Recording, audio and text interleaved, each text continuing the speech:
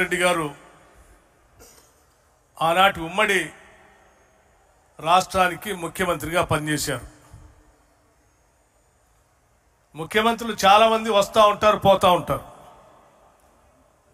స్వాతంత్రం వచ్చిన తర్వాత చాలామంది ముఖ్యమంత్రులు ఈ దేశంలో అనేక రాష్ట్రాల్లో పనిచేశారు. కానీ ముఖ్యమంత్రిగా పనిచేసిన తర్వాత ఒక దశాబ్ద కాలం అయిపోయిన తర్వాత కూడా ఇంకా రాష్ట్ర ప్రజల హృదయాల్లో చిరస్థాయిగా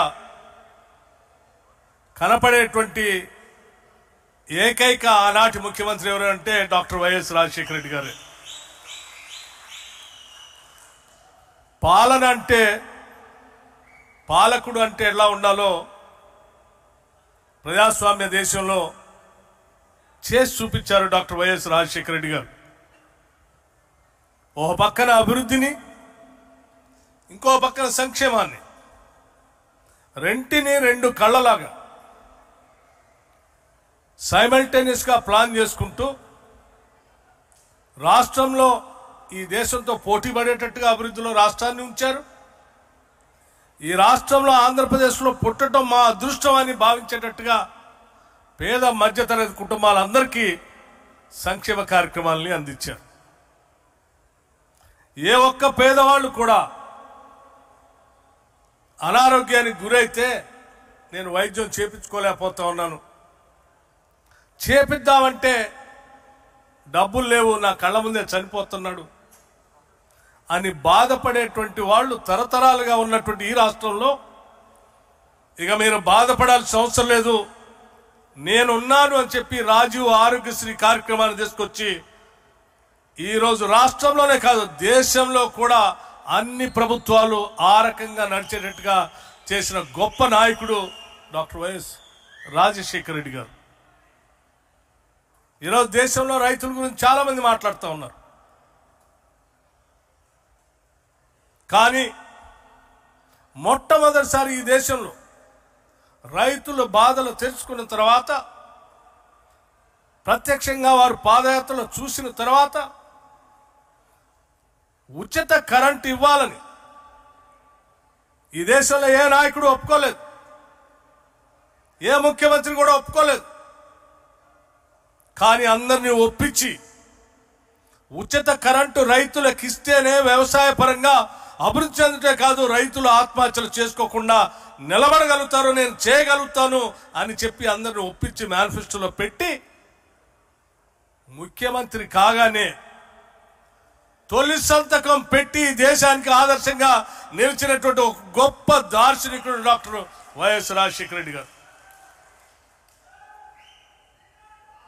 చాలా మంది పేదవాళ్ళు చదివించాలనే తల్లిదండ్రుల కోరిక, చదువుకోవాలనేటువంటి బిడ్డల ఆశ, ప్రపంచంతో పోటీ పడాల అని కలలు, ఆర్థిక పరిస్థితి అనుకూలించకుండా దూరంగా ఉన్నటువంటి బిడ్డలందరినీ తీసుకొని నేనున్నాను మీరు చదువుకోండి అని చెప్పి ఫీజు రియంబర్స్మెంట్ తీసుకొని ఈరోజు ప్రపంచవ్యాప్తంగా ఐటీ సెక్టార్లో తెలుగు వాళ్ళు అమెరికా నుంచి అనేక దేశాల్లో ఈరోజు CEO స్థాయిలో ఉన్నారంటే అది కేవలం ఆనాడు డాక్టర్ వైఎస్ రాజశేఖర రెడ్డి గారు తీసుకొచ్చిన ఫీజు రియంబర్స్మెంట్ వల్లనే అన్న సంగతి మనం ఎవరు మర్చిపోకూడదు. ఇలా చెప్పుకుంటూ పోతే అనేక సంక్షేమ కార్యక్రమాలు, ఇందిరమ్మ ఇల్లు కావాలంటే ఎమ్మెల్యేకు 500 కోట, కాదంటే 1000, ఇన్ఛార్జ్ మంత్రితో అది కూడా సంతకం పెట్టించుకొని నియోజకవర్గానికి ఇచ్చే పరిస్థితుల్లో కాదు. ఈ రాష్ట్రంలో గుడిసె అనేదే ఉండటానికి వీల్లేదు. శాచ్యురేషన్ పద్ధతిలో అందరికీ ఇళ్ళు ఇస్తాను నేను, కులం లేదు, మతం లేదు, రాజకీయం లేదు, ప్రాంతం లేదు, అందరికీ ఇళ్ళు ఇచ్చే కార్యక్రమాన్ని చేపడతానని ఇందిరమ్మ ఇళ్ళు ఇచ్చినటువంటి మొట్టమొదటి రాష్ట్ర ముఖ్యమంత్రి డాక్టర్ వైఎస్ రాజశేఖర రెడ్డి గారు ఈ దేశంలోనే. అనేక సంక్షేమ కార్యక్రమాలు చేసినటువంటి అటువంటి గొప్ప నాయకుడి దగ్గర పార్టీలో పనిచేసే అదృష్టం, శాసన మండలిలో పనిచేసేటువంటి అదృష్టం, శాసనసభలో చీఫ్ విప్గా పనిచేసేటువంటి అదృష్టం కలగటం నేను నా అదృష్టంగా నేను భావిస్తా ఉన్నాను. అటువంటి నాయకుడి దగ్గర తర్ఫీదు పొందటం, పనిచేయటం. మేమంతా ఆ రోజు చీఫ్ విప్గా నేను, విప్పులుగా డాక్టర్ శైలజనాథ్, కొండ్రు మురళీగన్, మా ముగ్గురిని పెట్టి సభా వ్యవహారాలు నడిపేటప్పుడు మాకు తర్ఫీదు ఇచ్చారు. శాసనసభ్యులు కానీ, ప్రజలకు కానీ, చట్టసభలో కానీ, పాలనలో కానీ ప్రజల కోసం ఏం చేయాలో చాలా స్పష్టంగా మా అందరికీ తర్ఫీదు ఇచ్చి నిలబెట్టినటువంటి నాయకుడు ఆయన. చివరి రోజు మేమంతా అడిగాం.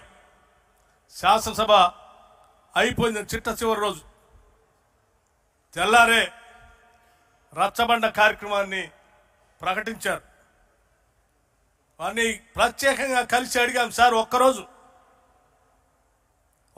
గ్యాప్ ఇద్దాం సార్, శాసనసభ్యులంతా కొత్త గెలిచి వచ్చారు, ఒక్కరోజు గ్యాప్ ఇస్తే మళ్ళీ వాళ్ళ నియోజకవర్గాల్లో పోయి పండగ చేసుకుంటారు సార్ అంటే, లేదు,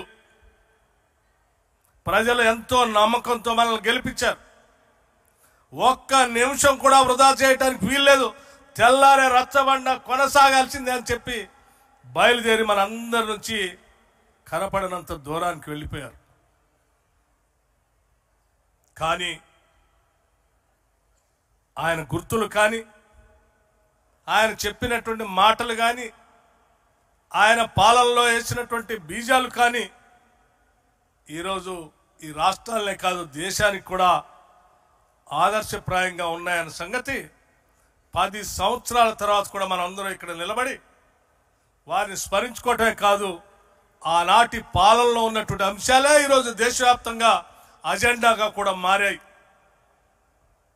అటువంటి రాజశేఖర రెడ్డి గారు ఆంధ్రప్రదేశ్లో పుట్టడం, అది కూడా కాంగ్రెస్ పార్టీలో నాయకత్వం వహించడం, రాష్ట్ర కాంగ్రెస్ కమిటీ అధ్యక్షుడిగా పనిచేయటం, ఈ రాష్ట్రానికి ముఖ్యమంత్రిగా పనిచేయటం, కాంగ్రెస్ పార్టీ కార్యకర్తలుగా మనందరి అదృష్టంగా నేను భావిస్తా ఉన్నా.